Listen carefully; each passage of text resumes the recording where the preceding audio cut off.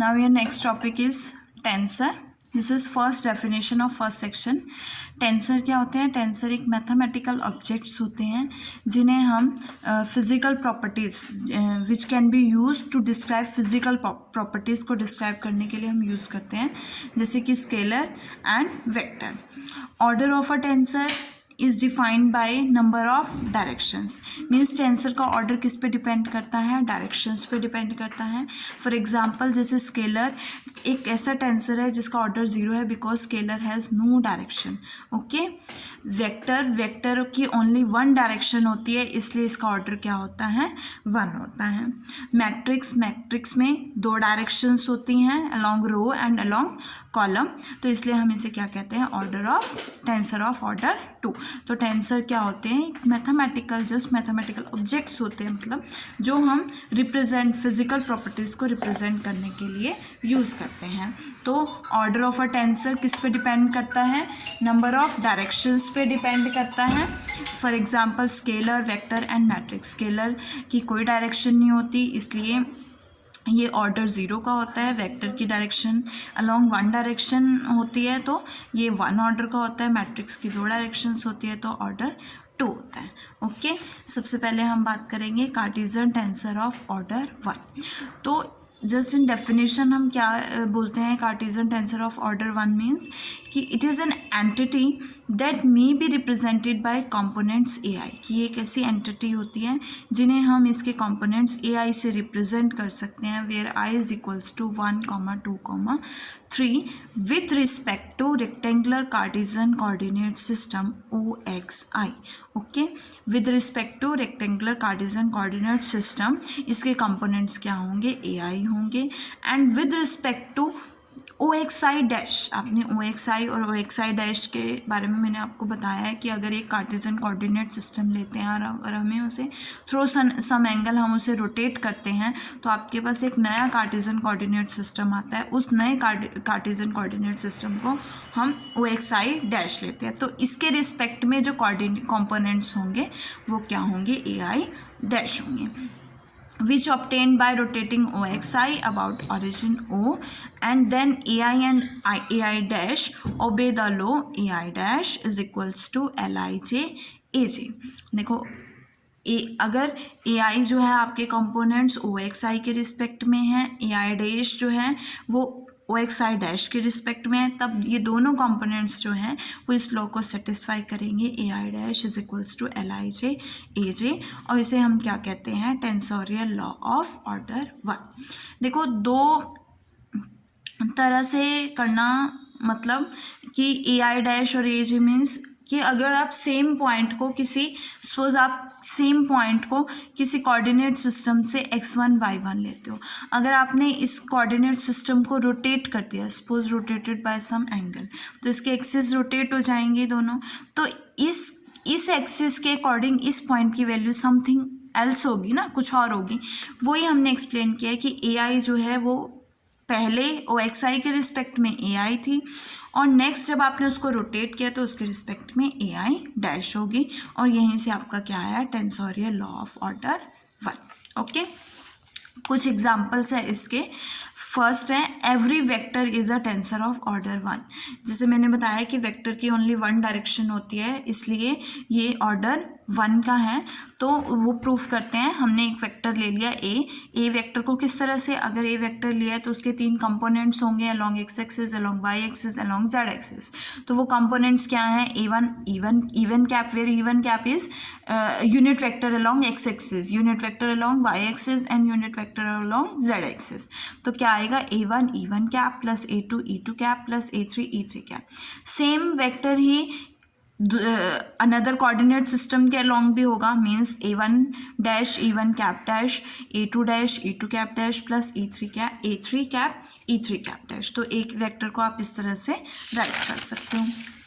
Next आपने क्या करना है? सेम E1 कैप डैश से मल्टीप्लाई कर दिया दोनों इक्वेशंस को. तो फर्स्ट इक्वेशन को मल्टीप्लाई किया तो आपके पास क्या है? E1 cap into E1 cap dash क्या बनेगा? L11. E1 cap dash into E2 cap L12 LIJ की डेफिनेशन से, because LIJ is equals to EI cap dash dot EJ cap. Okay. Plus A3 E3 cap E I E1 cap dash into E3 cap क्या बनेगा आपका L13 बनेगा। Okay, same next equation में जब आपने E1 cap dash से multiply किया तो आपके पास क्या आएगा, E1 cap dash into E1 cap dash 1 हो जाएगा, E2 cap dash into E1 cap dash 0 and E3 cap dash into E1 cap dash again क्या हो जाएगा 0। तो आपके पास वैल्यू क्या आएगी, A vector into E1 cap dash is equals to A1 dash. Okay, इस वैल्यू को आप फर्स्ट इक्वेशन में 1.21 में वैल्यू को यूज़ करोगे तो आपके पास A vector into E1 cap dash के प्लेस पे क्या आएगा A1 dash which is equals to A1 dash is equals to A1 L11 A2 L12 A3 L13। अब इसे आप कॉम्पैक्ट फॉर्म में लिखोगे तो क्या आएगा LIJ AJ। कैसे, I को 1 पुट करोगे तो क्या आएगा A1 L1J A2 L2J L1J और A3 L1J।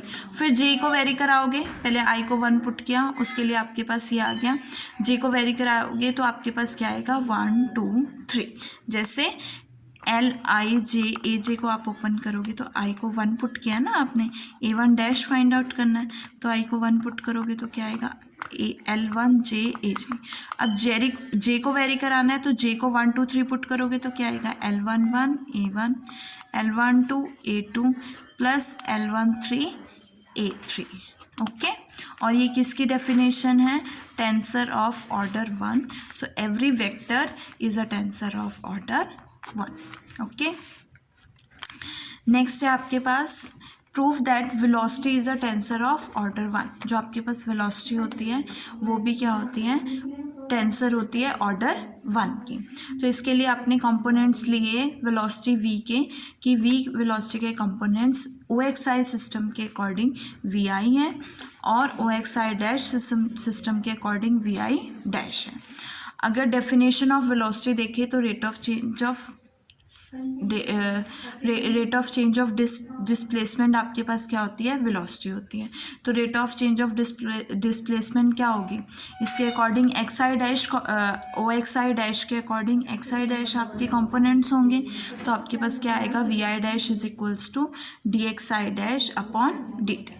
और इस तरह से इसको क्या लिख सकते हो, कर्ल XI डैश, अगर आपके पास x1 x2 x3 components XI dash is a function of x1 x2 x3 है तो आप क्या लिखोगे, curl XI dash upon with respect to x1 then with respect to x2 and with respect to x3 by using chain rule। अब यहाँ से इसकी value क्या है, v1 आएगी, ठीक है, इसकी वैल्यू क्या आएगी, इसकी वैल्यू क्या आएगी, v1 आएगी, curl x1 upon curl t, rate of change of displacement of x1। Okay, और x2 की v2 आएगी और x3 की v3 आएगी। ओके, अब vi किसके इक्वल है आपके पास, because vi is equals to curl xi upon curl t के इक्वल है, इसलिए यहाँ पे क्या है v1 v2 v3। अब vi डैश यहाँ से क्या बनेगा आपके पास, इसको क्या लिख सकते हो, Vj। अब I तो आपके पास ऑलरेडी है तो इसको लेट कर सकते हो J को वेरी हो रहा है, ये J वेरी हो रहा है 1 2 एंड 3। तो यहाँ से क्या आएगा, curl XI upon curl XJ into Vj। Okay, we get vi dash is equals to curl XI dash upon curl XJ Vj where J is equals to 1 2 3। तो इक्वेशन ऑफ कोऑर्डिनेट ट्रांसफॉर्मेशन, अगर XI dash को मैं transform करूँ तो क्या आएगा, LIJ XJ आएगा, और कर्ल XI डैश अपॉन अगर मैं इसका डेरिवेटिव करूँ XJ के रिस्पेक्ट में तो यहाँ पे क्या आएगा, LIJ। अब इसकी वैल्यू आपने इसमें पुट करनी है, curl XI dash upon curl XJ की वैल्यू क्या है, LIJ है, तो vi डैश क्या हो गया, LIJ Vj। और ये किसकी डेफिनेशन है, tensor law of, this is tensorial law of order 1। तो ये क्या हो गया, टेंसोरियल लॉ ऑफ ऑर्डर 1। तो वेलोसिटी क्या है, टेंसर ऑफ ऑर्डर। देखो नेक्स्ट आपके पास थर्ड एग्जांपल है, prove that gradient of a scalar point function is a tensor of order 1। तो हमने इसके लिए क्या लिया है, late phi of x1 x2 x3 क्या है आपके पास, स्केलर पॉइंट फंक्शन है, ठीक है। अब हमें क्या फाइंड आउट करना है, ग्रेडियंट ऑफ फाई, है ना। तो gradient of phi means del phi, that is del is equals to curl phi by curl x1 I cap plus curl phi by curl x2 J cap plus curl phi by curl x3 K cap. Okay, तो del phi के gradient phi के components क्या होंगे, curl phi by curl x1, curl phi by curl x2, curl phi by curl x3, और ये किसके respect में होंगे, ओ एक्स आई के रिस्पेक्ट में। Similarly curl phi by curl x1 dash, curl phi by curl x2 dash, curl phi by curl x3 dash किसके respect में होंगे, ओ एक्स आई डैश के रिस्पेक्ट में।